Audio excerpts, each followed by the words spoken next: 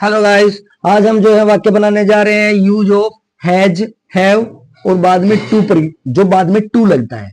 Has, have और बाद में टू लगता है, यानी इंफिनिटिव का ये प्रयोग हैज हैव वाले वाक्य है। राधा को पहनने के लिए दो साड़ी हैं।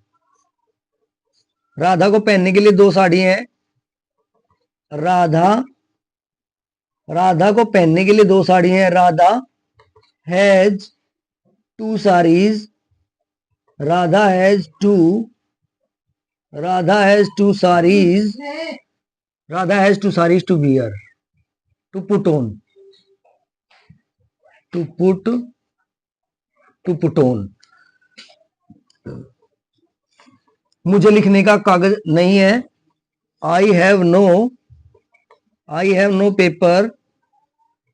I have no paper to write on. To write on. मुझे लिखने को कागज नहीं है। मुझे लिखने को कागज, उसे पढ़ने को बहुत अखबार है। उसे पढ़ने को बहुत अखबार है। उसे पढ़ने को बहुत अखबार है। उसे पढ़ने को बहुत अखबार है। उसे पढ़ने को बहुत अखबार है। He has many newspaper. He has many newspapers to read.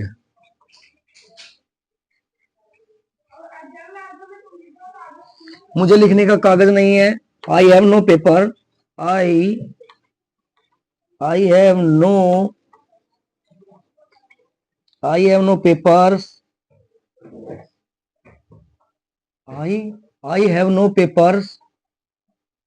I have no papers to write. I have no paper to write. उसे करने के लिए काम नहीं है। He has no work to do. उसे करने के लिए काम नहीं है। राम को रहने के लिए घर है। Ram has a house. Ram has a house to live in. उसे मदद करने के लिए कई मित्र हैं। He has many friends. He has many friends. He has many friends to help. Radha को पहनने के लिए दो साड़ियां हैं। आज हम वाक्य गाई जो है हैज है और टू वाले, बाद में जो टू लगता है वो वाले वाक्य बनाएंगे। राधा को पहनने के लिए साड़ियां हैं। राधा के पास साड़ियां हैं। Radha has two saris to put on. उसे पढ़ने को बहुत पेपर हैं। He has many newspapers to read. मुझे लिखने को कागज नहीं है। I have no papers to write on.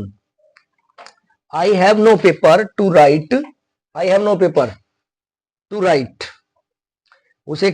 उसे करने के लिए काम नहीं है। He has no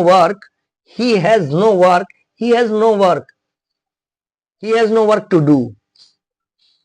राम को रहने के लिए घर है। Ram has a home. Ram has a house to live in. और उसे मदद करने के लिए कई मित्र हैं। He has many friends to help.